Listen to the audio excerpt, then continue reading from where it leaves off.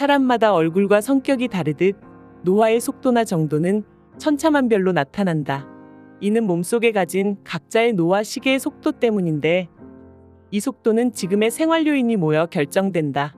지금 무심코 하는 행동이 20년 후 나의 질병 목록이 되어 나타난다.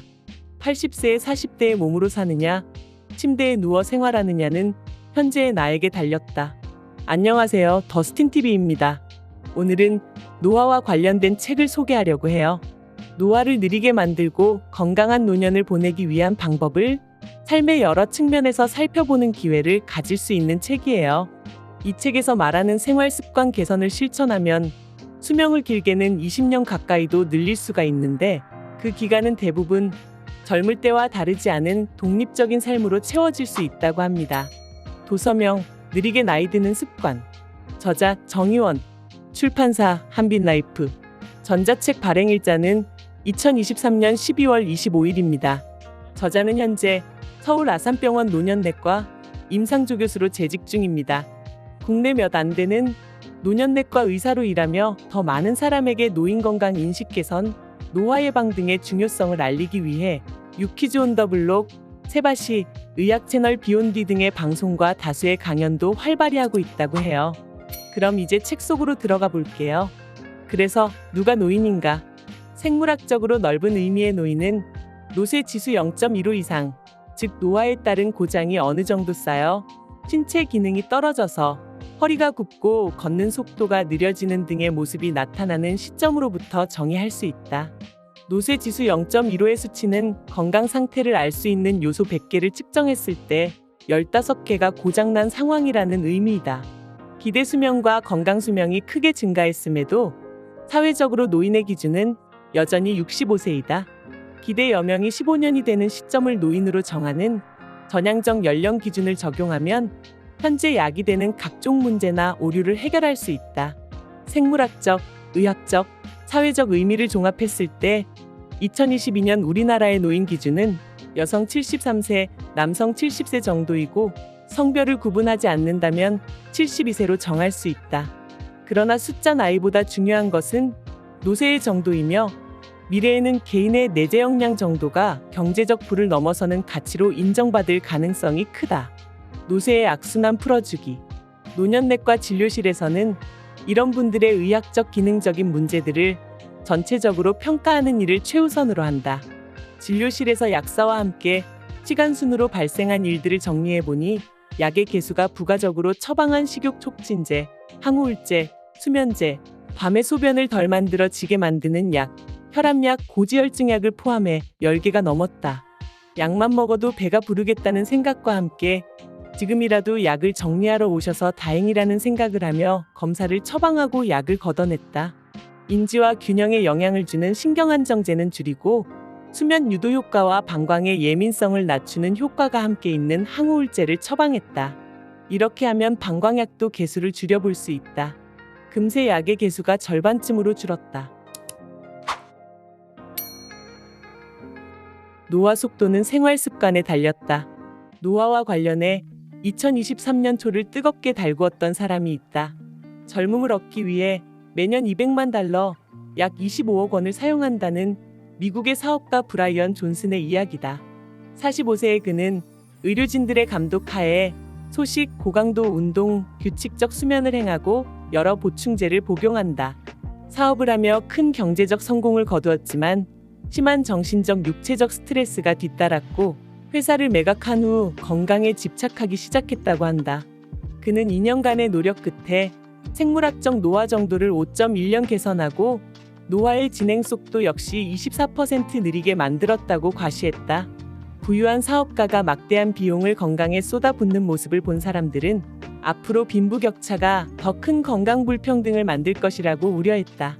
하지만 사람의 노화를 연구하는 과학자와 의사들의 생각은 다르다. 그가 얻은 노화 역전의 효과는 아주 적은 돈과 약간의 생활습관 교정만으로도 충분히 얻을 수 있기 때문이다. 물론 이런 이야기는 그다지 자극적이지 않기에 사람들의 관심을 끌지 못했다. 가공식품, 단순당, 정제 곡물, 치즈, 붉은 고기를 줄이고 통곡물, 콩, 채소를 충분히 섭취하는 식단과 소식으로 가속 노화를 고치는 데에는 큰 돈이 들지 않는다. 사람들의 시선을 빼앗는 25억 원이라는 숫자와 화려한 요법들의 이면에 있는 느린 노화의 해답은 이미 삶 속에 숨어 있다.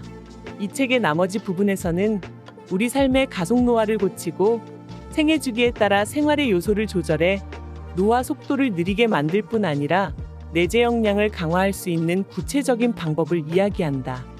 잘 실천하면 매년 25억 원을 버는 것과 다름없다. 어쩔 수 없이 먹어야 한다면 과거 수렵 채취 시대에는 많은 양의 음식을 섭취하는 일이 드물었을 뿐 아니라 가공하지 않은 자연 그대로의 상태로 섭취했다.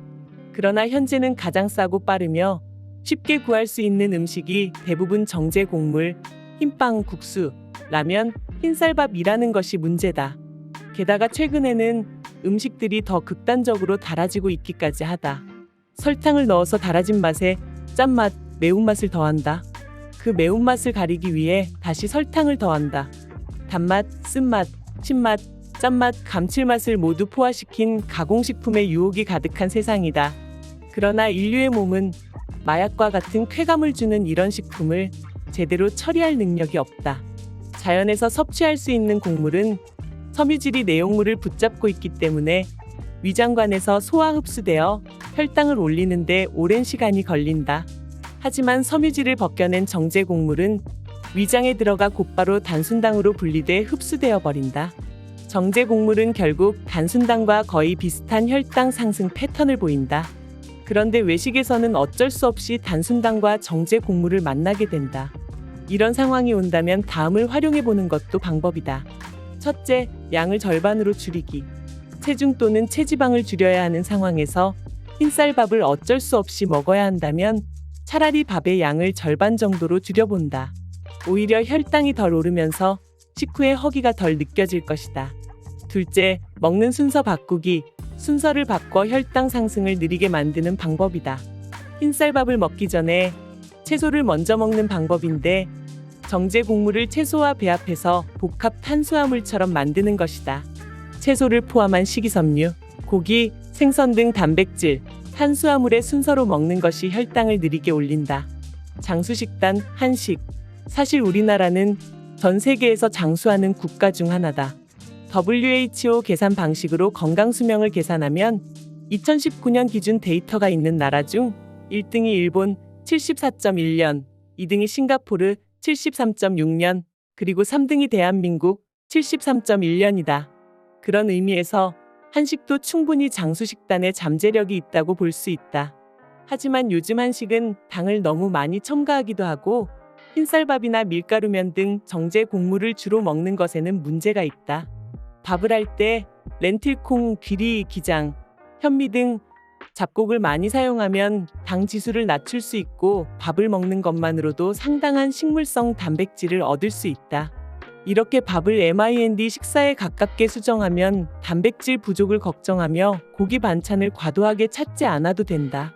식단이라고 하면 거창하게 생각하는 경우가 많은데 이런 식으로 간단하게 평소의 식사를 수정하는 것만으로도 충분하다. 근력운동, 선택이 아닌 필수.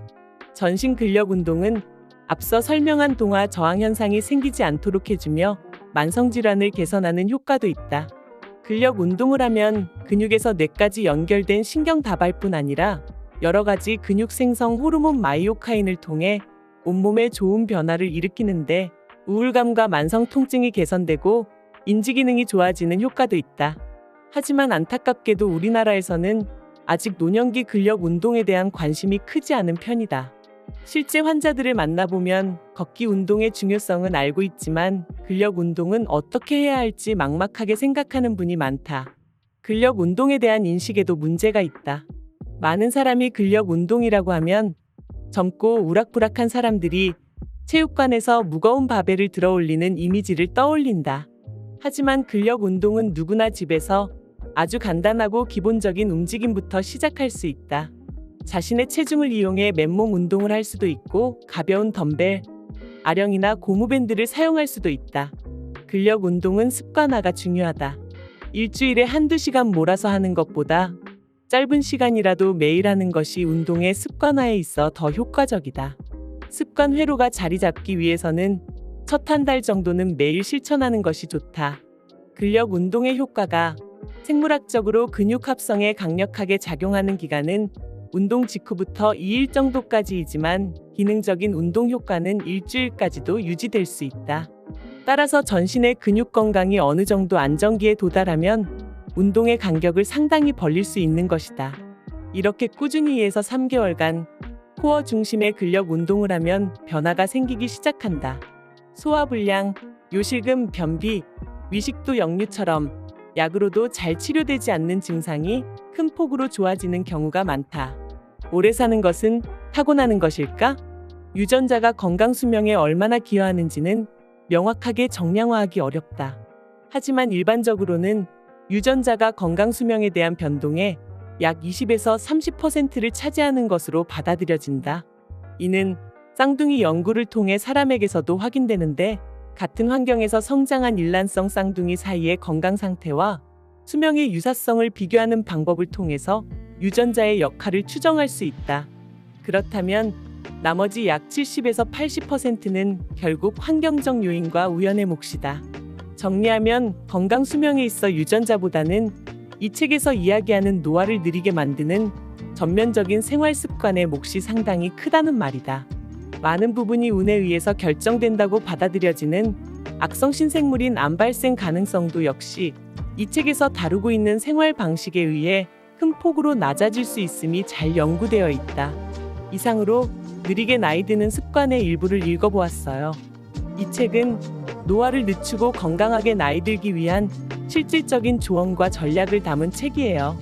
사실 느린 노화의 해답은 이미 우리 삶 속에 숨어 있는 것이었어요. 실천하는 사람이 좋은 결과를 얻을 수 있는 것이죠.